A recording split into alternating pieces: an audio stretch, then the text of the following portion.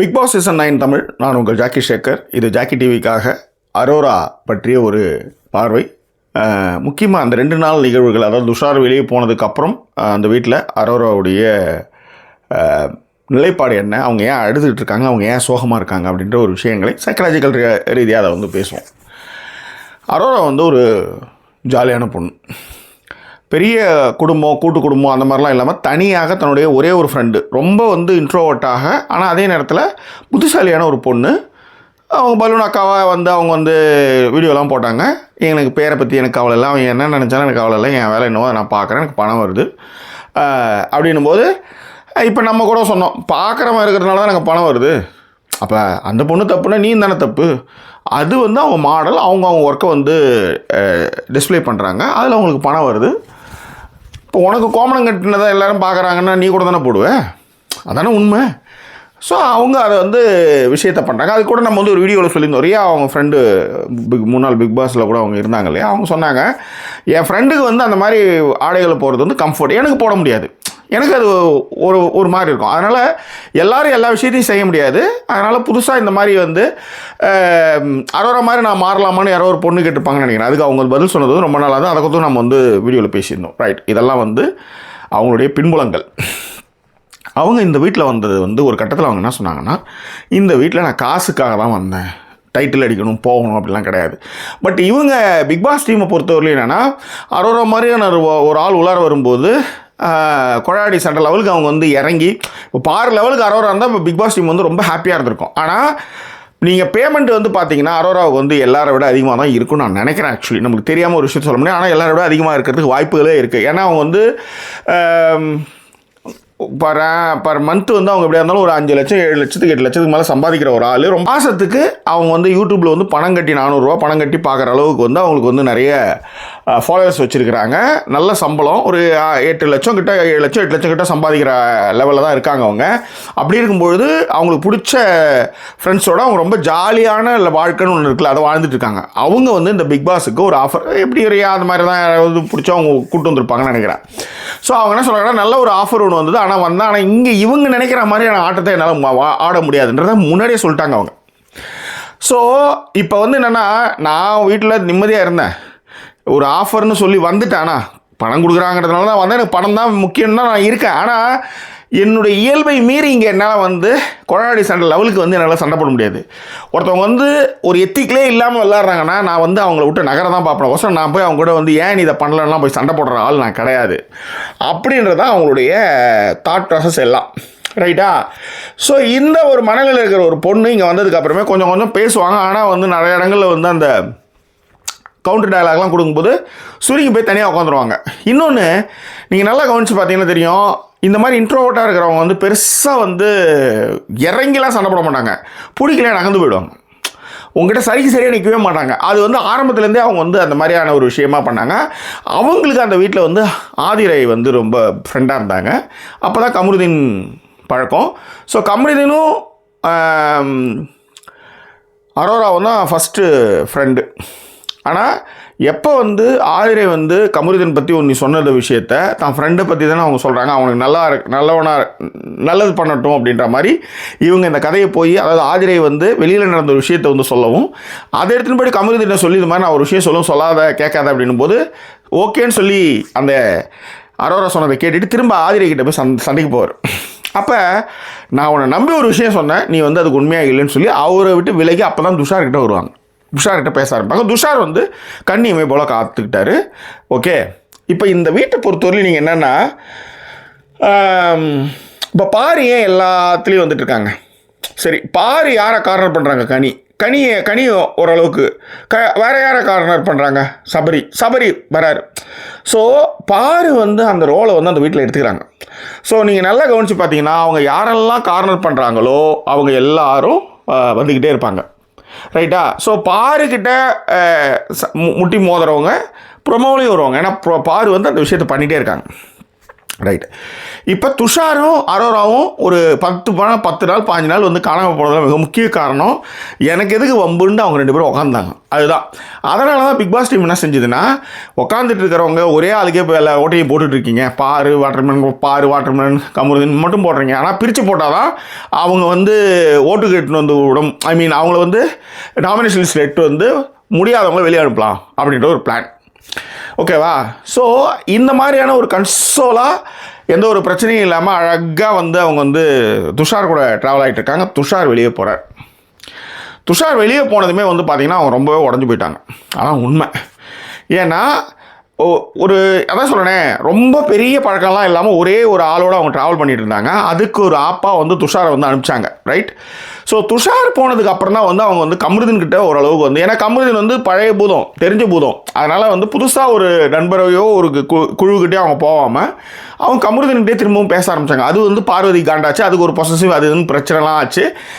அதை பற்றி நம்ம வந்து 2:1 கதையை வந்து நம்ம வந்து தனியாக பேசுவோம். இப்போ அவங்கள பொறுத்தவரை என்னென்னா, ரொம்பவே உடஞ்சி போனது வந்து துஷாருக்கு முன்னாடி, துஷார் போனதுக்கப்புறம். ஆனால் அதனால தான் வந்து துஷார் இருக்கும்போதே, துஷார் போனார், இவங்க வந்து இருக்கும்போதே விஜய் சேதுபதி அதான் சொன்னார், நீங்கள் அவரை நக்கல்லாம் விட்டாங்க. கடந்த நீங்கள் பார்த்தீங்கன்னா ஒரு 2-3 வாரமாகவே அவங்கள வந்து நீங்கள் என்னதுக்கு தான் வந்தீங்க அப்படின்னு நேரடியாக கேட்காம சர்க்காசமாக வந்து பதில் சொன்னார் விஜய் சேதுபதி. அதே மாதிரி இந்த வாய்ப்பெல்லாம் கிடைக்கிறது எவ்வளோ கஷ்டம் அப்படின்னு அவங்க வெளிப்படையாகவே சொல்லுவாங்க. விஜய் சேதுபதிக்கிட்டே இந்த இடம் எனக்கு செட் ஆகலை, நான் கிளம்பணுன்னு இருக்கணும் போது கூட ஓரளவுக்கு வந்து அதை வந்து சமாதானப்படுத்துகிற மாதிரி தான் விஜய் சேதுபதி பேசுவார். ஸோ துஷார் போனதுக்கப்புறம் சுத்தமாகவே அவங்க உடஞ்சிட்டாங்க. இப்போ போனதுக்கப்புறம் உடஞ்சதுக்கப்புறம் துஷார் போனதுக்கப்புறம் உடஞ்சதுக்கப்புறம் நேராக கமருதீன்கிட்ட பேச ஆரம்பிச்சு, கமருதீன் பேச ஆரம்பிச்சுமே பார்வதி வந்து எனக்கு பொசசிவாக இருக்குன்னு அங்கே ஒரு ட்விஸ்ட் ஆகும்போது அவங்களால வந்து என்னை விட்டுடுங்கன்னா நான் ஓடிடுறேன் அப்படின்ற ஒரு மனநிலை இருக்காங்க. ஒன்று இந்த மனநிலை வந்தாச்சு ஏற்கனவே. அதுக்கு தான் வந்து விஜய் சேதுபதி பேசும்போது கூட விஜய் சேதுபதி அதை வந்து சமாதானப்படுத்தினார். ரைட். துஷார் போயாச்சு, கேர் பண்ண ஒரு மனுஷனும் போயாச்சு, ரொம்ப எமோஷ்னலாக வீக் ஆயாச்சு. இன்னொன்று வெளியிலன்னா நினச்சதை செய்யலாம், நினச்சதை சாப்பிடலாம். இந்த இடமே அவங்களுக்கு வந்து ஒரு இப்போ ரம்யா நீங்கள் போக சொல்லுங்கள், போக மாட்டாங்க. ஏன் அப்படின்னா அவங்க நிறைய கடன் இருக்குது, அவங்களுக்கு தேவைகளுக்கு இந்த வீட்டில் இருக்காங்கன்னு ஆரம்பத்திலே தெரியும். அவங்க நிறைய கஷ்டப்பட்டு இருக்காங்க, ஆடலும் பாடல் நிகழ்ச்சியில் ஆடிட்டு இருக்கவங்க அப்படிங்கும் போது இங்கே இருக்கிற அமௌண்ட் ஒரு நாளும் வந்து ஏறிக்கிட்டே போகும்போது எனக்கு இந்த இடம் வந்து ரொம்ப முக்கியமானது அப்படின்றாங்க. இப்போ எப்படி வந்து கடனில் வந்து கவின் வந்து வந்திருக்கும்போது இத்தனை நாள் இருந்து இத்தனை லட்சம் இது வந்ததுன்னா நான் கிளம்பிடுவேன் அப்படின்ட்டு எப்படி பொட்டி எடுத்துகிட்டு போனாரோ அந்த மாதிரியான ஒரு மனநிலையில் ரம்யா இருக்கிறாங்க. அதே மாதிரியான மனநிலையில் அரோரா இருக்காங்கன்னா இல்லை. ஏனென்றால் அவங்களுக்கு தன்னிறைவு அடைந்தவர்கள், ரொம்ப ரொம்ப ஹாப்பி லைஃபு, ஜாலியாக பிடிச்சதை சாப்பிட்டுக்கிட்டு பிடிச்ச ஃப்ரெண்ட்ஸோட போய்கிட்டு ஹாப்பியாக இருந்தவங்கள கூண்டுக்கிளியாக்கினது மட்டும் கிடையாது, அவங்களுடைய ஐடியாலஜிக்கோ அவங்களுடைய தாட் ப்ராசஸ்க்கோ ஆப்போசிட்டில் இருக்க பர்சன் வந்து சரியாக வந்து இல்லை. அதுவே அவங்களுக்கு வந்து பெரிய பின்னடைவு. இப்போ துஷாரும் போனதுக்கப்புறம் சுத்தமாகவே உடஞ்சாச்சு. காலையிலேயே வந்து வாட்டர்மெலன் கூடலாம் சும்மா 2-3 இதெல்லாம் பண்ணாலும் கூட இந்த பார்வதி இந்த 2:1 எனக்கு பொசசிவ் அப்படின்னு இங்கேயும் வந்து ஒரு பிரச்சனையை பண்ணும்போது, நேற்று பிரவீன் வந்து கிளம்பி போகும்போது அழுது போனது எல்லாத்தையும் பார்க்கும்போது நான் சரியில்லை, நான் தான் சாரி அப்படின்னு பிக் பாஸ் கிட்ட போய் வந்து அழ ஆரம்பிச்சிட்டாங்க நம்ம அரோரா. காரணம் என்ன, எனக்கு வந்து விளையாடவே தெரியல, நான் ஒன்றுமே இல்லை, என்னை அனுப்பிச்சிடுங்க போயிடுங்க அப்படின்ற அளவுக்கு வந்து அவங்க ரொம்பவே வந்து உடஞ்சி போயிட்டாங்க. அதுவும் மட்டும் கிடையாது, நல்லா விளையாடுற கண்டஸ்டன்ட்லாம் வெளியே போயிட்டுருக்காங்க, நான் இதுக்கு டிசர்விங்கே கிடையாது, அதனால் பிக் பாஸ் என்னை வந்து அப்படின்ற மாதிரி, அதாவது இந்த மாதிரி மனநிலை வரும்போதே நீங்கள் வந்து பிக் பாஸ் வந்து ஒரு ஆயுதம் வச்சுருப்பார். ஒரு அரை மணி நேரம் 1 மணி நேரம் பேசி அவங்கள வந்து அது என்ன சொல்கிறது, எமோஷ்னலான ஒரு விஷயத்தை வந்து பேசியே சரி பண்ணி அவங்கள திரும்ப ஆட விடுவாங்க. இப்போ உதாரணத்துக்கு வைல்டு கார்டில், அதாவது இத்தனை நாள் 36 நாள் இருக்காங்க அரோரா, அவங்களுக்கு இருக்கிற ஃப்ரஸ்ட்ரேஷன் எவ்வளோ. அதே மாதிரி வைல்டு கார்டில் வந்த பார்கவ், அவருக்கே வந்து அமித் பார்கவ், அவருக்கே வந்து அந்த பிரச்சனை வந்து அவர் போய் பிக் பாஸ் கிட்ட பேசி அப்புறமேட்டா வெளியில் வந்தார்னு வச்சுக்கோங்க. இப்பயும் பிக் பாஸ் பேசி சமாதானப்படுத்தி அனுப்பிச்சிட்டாரு. ஆனால் இதுக்கு முன்னாடி நீங்கள் பார்த்தீங்கன்னா ஜிபி முத்துலாம் இதே மாதிரி வந்து கிளம்புறேன் சொல்லி தான் அவர் ஓடினார்னு வச்சுக்கலாம். அதே மாதிரியான ஒரு மனநிலையில் தான் இவங்க அரோரா இருக்காங்க. ஆனால் அரோராவால் இந்த எமோஷனையோ இல்லை அதற்கான பதில்களையோ டக்குன்னு கொடுக்குற விஷயத்தையோ ரொம்ப யோசித்து கொடுத்துட்ருக்காங்க. அதனால் அவங்க வந்து எனக்கு தெரிஞ்சு இந்த பேச்சுக்கு அப்புறம், அதாவது பிக் பாஸ் கிட்டே இன்றைக்கி பேசினாங்க, சமாதானப்படி அனுப்பிச்சிருக்காங்க, வெளியில் சிரிச்சிட்டு வந்தாங்கலாம், ஓகே தான். ஆனால் இதன் பிறகு அவங்க வந்து இதில் சஸ்டைன் ஆவாங்களா அப்படின்றது $1 மில்லியன் கொஸ்டின். ஏன்னா இந்த மனநிலை என்னன்னா, நான் சொல்கிறேன், தேவைகள் எனக்கு கிடையாது, எனக்கு ஒரு ஆஃபரில் வந்துட்டேன். நான் உள்ளார வந்ததுக்கப்புறம் தான் தெரியுது இவ்வளோ ஒரு பிக்கல் பிடுங்கெல்லாம் நிறையா இருக்குது. இது என்னுடைய பவுண்டரியில் இது இப்படி கிடையவே கிடையாது.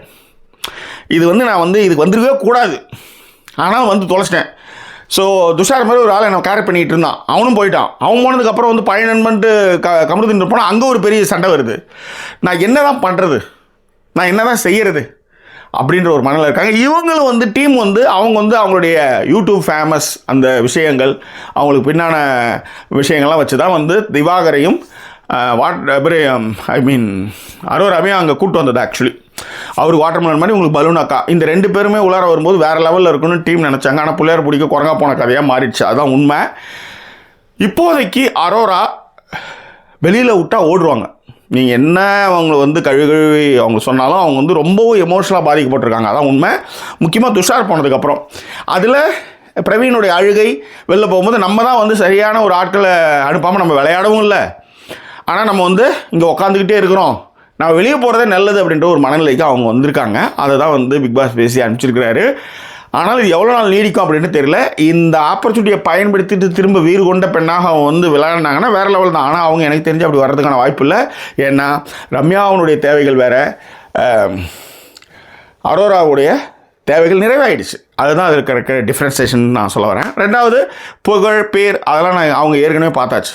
ஓகே, அவங்க இப்போ போதுன்ற மனதை விட இன்னொன்று இந்த ஏஜில் எனக்கு இந்த அமௌண்ட்லாம் வந்துச்சு, நான் ரொம்ப ஹாப்பியாக இருக்கேன். நான் தேவையில்லாமல் இங்கே தூரம் வந்து மாட்டிக்கிட்டேன்றதான் அவங்களுடைய நிலைப்பாடு. இது குறித்தான உங்கள் கருத்துக்கள் ஏதாவது அது புனர்களை தெரியப்படுத்துங்க. மீண்டும் வேறொரு எபிசோட் உங்களை நான் சந்திக்கிறேன். அது ஒரு நன்றி கூறிய விருது உங்கள் ஜாக்கி சேகர். வணக்கம்.